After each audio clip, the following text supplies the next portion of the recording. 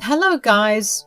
I'm Nikki. I will tell you the story of how I got even with my mother-in-law and taught her a good lesson. My husband Leo and I are not very rich, but we are fairly upper class. His father has been deceased long back and left a fortune behind. Sadly, his stupid spendthrift mother, Regina, kept making ridiculous financial decisions and slowly wasted away the money his dad had left. Let me tell you a little about Regina. She was a housewife with a great distaste for women who worked. She has that horrible princess mentality and depends on others for financial help. This woman absolutely despised me because I was a working woman. She always demeaned me and called me names because I worked. Leo and I tried to put her in her place, but she would never stop. Eventually, I just gave up, but I never forgot. The part of my life I am about to tell you happened when I got a second job. You see, I was earning well at first but needed money for something. I always had a dream of independently owning a house since I grew up poor. That's why, when my husband bought a house with his money, I also started to plan for mine as well. Leo was very supportive because he knew it was my dream. But Regina had a lot of nasty things to say. She said, "I hear that you have taken up a second job, Nikki. How sad for you. It must be hard being poor." Well, I'm not exactly poor, Regina. I'm doing okay. The second job is for other expenses I have been planning to buy. Oh dear, it's okay to not have tons of money, Nikki. You don't have to lie about it. I understand that not everyone has the luxury of being carefree like me. Mom, you are taking things too far. Nikki is not wanting for money, which I cannot say for you, though. You have been spending money like it's endless. You need to be careful or else you will land in trouble again. Oh God, Leo, you don't have to worry about that. I have enough money to pay for the stuff I do. It won't be a problem. You should concentrate on your wife since she is the one slaving her life away. After Regina said this, Leo's face told her everything she needed to know. It was time for her to shut up. I didn't bother yelling at her because I knew she wouldn't change. Besides, I didn't want to stoop to her level just yet. There would be a better time. Regina was a dumb woman who didn't know how to deal with the consequences of her actions. I say this because she comes back at our door 1 year later to complain and cry about her debt. She said, "I don't know how it got so bad. I had so much money, I didn't think it would make such a big difference." Yes, you did have money, but it wasn't endless. Regina, had you worked a job, you would have received more money every month. Oh, shut up, Nikki. I don't need to hear the job nonsense from you. I haven't worked all my life, and I am not planning to start any time soon. I am above that. There it was again, my mother-in-law's flat-out refusal to work. This woman was truly delusional. I had no idea how she was going to get out of her mess. I saw the numbers, and it was a lot. Regina was in a very bad financial situation, and she still wasn't going to change. Oh, this didn't mean that she forgot to insult me again. Sometimes I feel like I am her mortal enemy.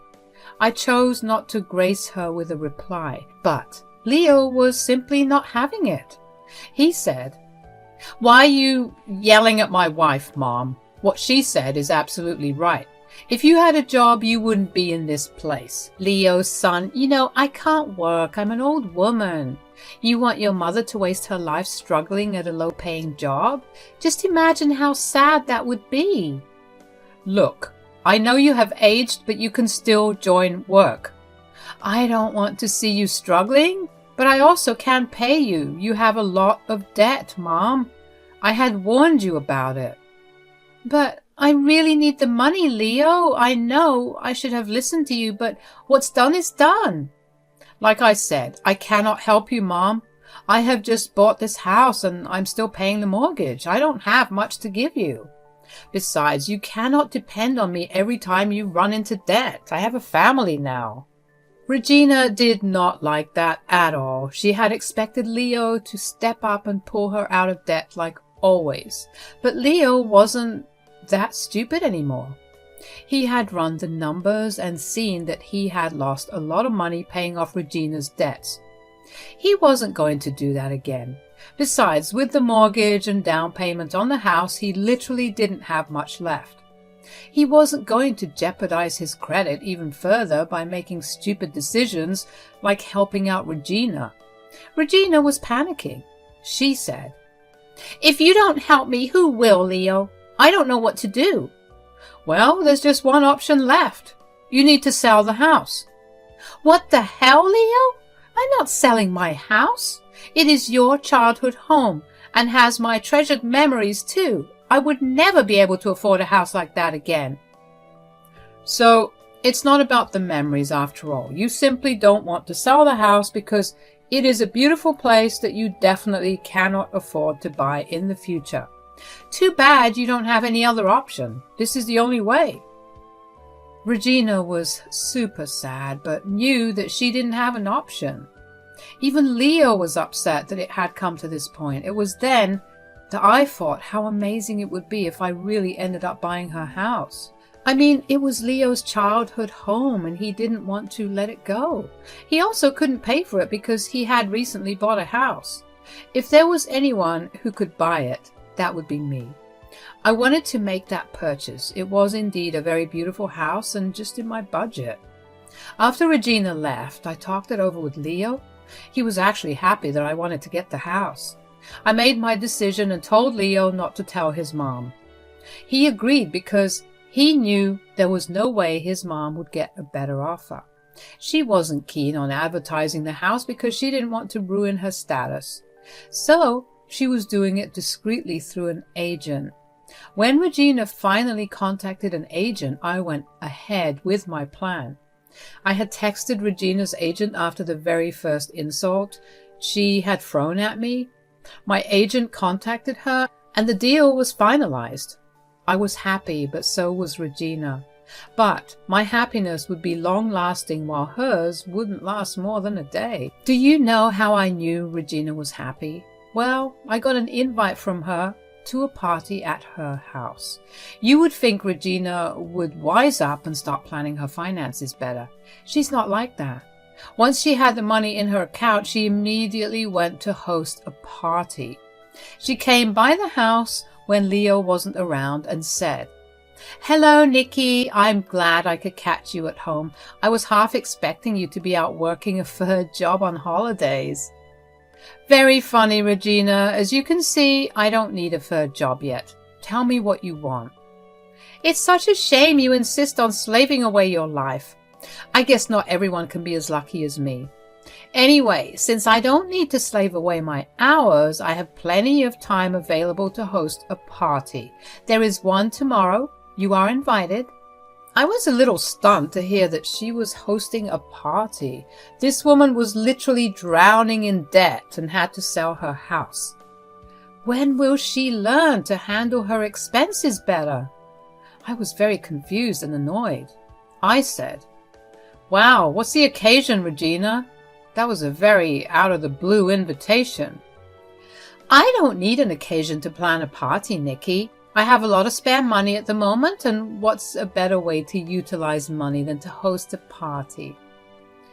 "I see. So there is a party just because you have the money to spare? Good for you." "Honey, I don't have to work to earn, remember? So I have the means to host a party without any occasion or excuse. I hope you can take the day off and join the party. Maybe I will pay you the day's wages if you can't make it." Thanks for the super generous offer, Regina, but I won't be requiring it. I'm perfectly capable of taking a day off without it hurting my finances. My blood was boiling at the way Regina talked to me. She always had a habit of humiliating me, but this was stretching it too far. On one hand, I was getting pissed off at her for troubling us with her financial problems. On the other hand, I was fuming at her superior attitude and the way she constantly demeaned me, even in a short conversation.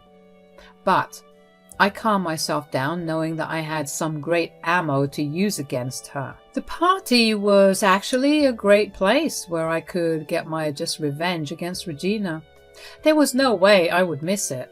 I took time off work and managed to join Regina's party. It was a grand kiddie party, so it was girls only. My husband stayed at home and I was feeling a little nervous because not all of Regina's friends are good people. Thankfully, there were also some women my age who were Leo's friends. They actually liked me and we hung out together on different occasions. The party was really set up with care and there were a ton of refreshments available. Regina had spent a lot on this party, which she clearly shouldn't have done due to her horrible finances.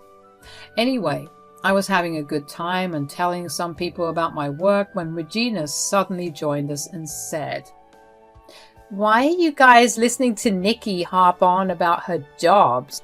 We don't bother with working slaves like her. I only invite her because she's my daughter-in-law. I doubt she would ever be able to reach my level in this lifetime." "I think you are being unnecessarily rude, Regina. A lot of women work and earn good money for themselves. I wanted to be independent and financially stable. That's why I am working so hard. Being a working woman doesn't make any woman less respectable." "A queen doesn't need to work, but peasants do. It's such a shame that my son ended up marrying a broke girl like you, Nikki. He should have married an heiress like me. That way, they would have had a great life without having to worry about money." "Oh, really, Regina? I wonder what heiress or queen has to sell her own house to make ends meet." "What? What are you talking about? I don't know what you're saying." "You don't know, Regina? How is that possible? Your agent said that he listed the house for you. Apparently you are so behind on credit card payments that the bank was about to repossess your house, so you sold it to make some profit off it." Everyone in the room was stunned. They had no idea that Regina was in such a dire situation. She never let anyone know because of shame and embarrassment. In high societies, degrading your lifestyle or selling your important assets means that you are becoming poor. That's why Regina's house was sold in secret, and she never told anyone about it. She was hosting these luxury parties from the proceeds of the sale. Now, the truth was out in the open. She was being judged by her so-called friends. I could see the judgment in their eyes. Over the years, I had found these judgmental states offensive, but today I found it extremely amusing. Regina was definitely not enjoying those looks. She herself looked a little anxious after being caught, but she straightened up and said, "What nonsense are you spewing, Nikki? This house is still mine. I am not a peasant like you. And who can't keep a roof over her head with one job? I am rich and don't need to sell my house for money." "Is that so, Regina? Then tell me something. How was I able to buy your house from your real estate agent?" "What? What are you talking about? You bought my house?" "Yes, Regina, since it wasn't a public listing, not everyone knew about it, but I did. And well, this peasant just bought your house, Regina." Regina looked shocked. She had completely forgotten the party that moment. She looked at me dumbfounded and was shaking. She couldn't believe her ears. She couldn't believe that someone like me was now the owner of her precious house. She had tears in her eyes, but said, "No, no, no, that is impossible. You did not buy the house. You did not buy my freaking house." "Yes, I did, Regina. You signed the documents today. I guess you didn't even check the name of the new owner. Well, that was unfortunate, but yeah, I have your house under my name now." "I don't believe it. You cannot afford a house. You just can't." "Oh, you poor thing. You must be so confused. Well, I work 2 jobs like you keep saying. Trust me, I have a lot of money. But I can't say the same for you." "Well, one house is gone, but that's even better for me. Now I have more money. I did sell it for a handsome amount. Remember that you have a ton of credit card bills and need to repay the bank. You will hardly have anything left. When that money's gone, you won't be able to throw these lavish parties anymore. What a shame. Anyhow, even if you manage to get the money, you definitely wouldn't be hosting it here because I will be kicking you out soon. Regina absolutely turned pale when I said that. Yes, I had truly told her that I was going to kick her out. She hadn't seen this coming. I don't know what she was thinking, though. She hadn't exactly stopped to think what would happen when the new owners would finally take over the house. That was clear to me the last time we spoke. Anyway, the contract already stated that the previous owner would empty out the house in a month. She would be forced to adhere to that. Regina, however, was determined to stay. She said, "That will never happen. This is my house. I will not leave this place." "You have signed a contract, Regina. I can sue you if you don't move out by the date you had set in the contract." "I will talk to my son. He will not let you kick me out of my own house." "God, you keep forgetting, Regina. This is not your home. This is my home now. Although I might rent it out for some extra income. Guess it's time for the peasant to leave her second job and finally live like a queen." Regina looked horrified when I used her own words against her. She knew that I had everything planned out. I was adamant that she wouldn't be living in the house anymore. After I said that, the party was a mess. Some people left while others stayed back for the drama, but then I had had enough of my shameless mother-in-law. I gathered my things and simply left, reminding her again that her moving date was getting close. Regina was now crying while some of her friends were consoling her awkwardly. On my way back home, a friend of Leo's rode home with me. I needed to tell Leo what happened at the party and needed someone who would act as a witness. Anyway, I got home, talked to my husband, my friend explained what happened, and we got down to business. Surprisingly, my husband agreed with my decision. He was sick and tired of his mom being a rude and nasty mother-in-law. Leo was at the end of his wits, and he didn't want to deal with his stupid mother anymore. I should also add that Leo was pissed about Regina's awful spending habits. When he compared her to me, it was clear to him that Regina had no business insulting me. Plus, he knew that he needed to stand up for me and do something because his mom wasn't going to change. Overall, our conversation went very well. It was about 3 weeks later that Regina was at the house Leo and I were staying in. She looked like she hadn't slept in a while and her eyes were puffy. We let her in because we had been avoiding her calls for a while now. We needed to talk to her to set her straight. Leo looked glum, and I think that bothered Regina a lot. She said, "Leo, you know that your wife has bought my house. She is threatening to kick me out of my home. You need to do something." "What do you expect me to do, Mom? This is her property, so she is the only one who gets a say. Even if Nikki hadn't bought the home, someone else would have. And they definitely would have wanted you out. Had you even planned anything for that?" "Well, I was hoping that I could stay here with you guys." "And when did we discuss this, Mom? When did you tell me that you planned to stay here with us? Did I ever agree to that?" "I didn't tell you because I didn't have to. I'm your mother, so you will let me stay here. I know you won't turn your mother away when she's in trouble." "So you wanted to blackmail me and my wife to house you here for free? What about bills? Did you expect us to pay for that too?" "Of course you did. You have some nerve insulting my hard-working wife when all you do is plan to leech off people." Leo's tone and his words shocked Regina more than anything else that had happened so far. She hadn't expected her own son to turn against her so soon. She was literally shaking and started to cry.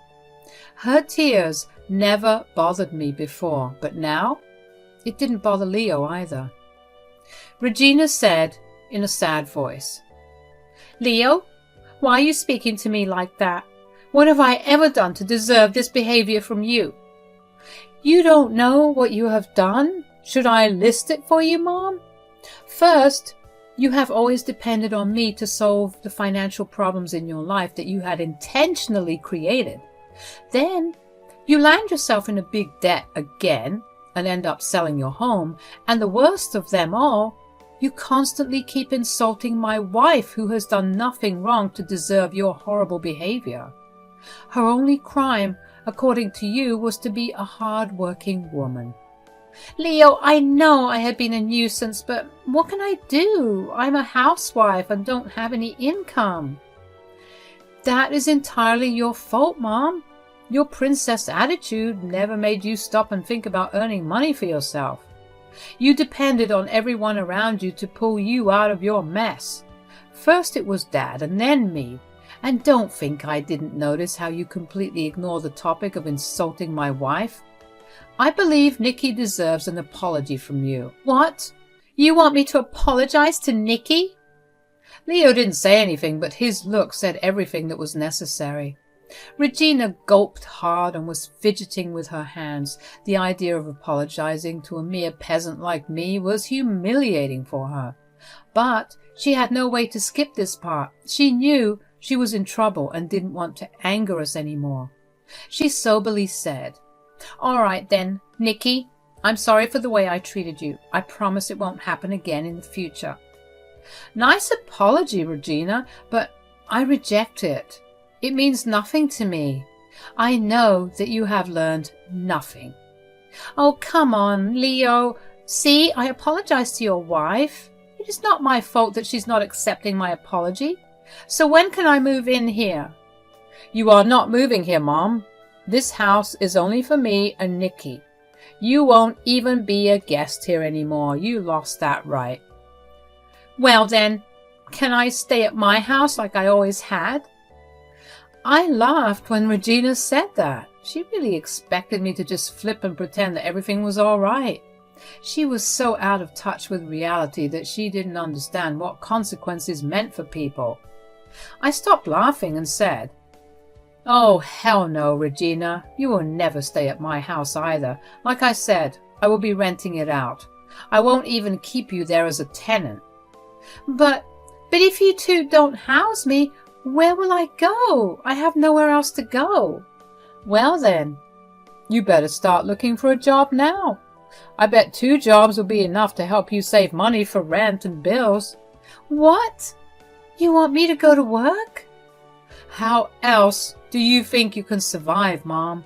Living in this world requires money, which you don't have. You heard my wife. You better start looking for jobs. I think we're done here. You can see yourself out.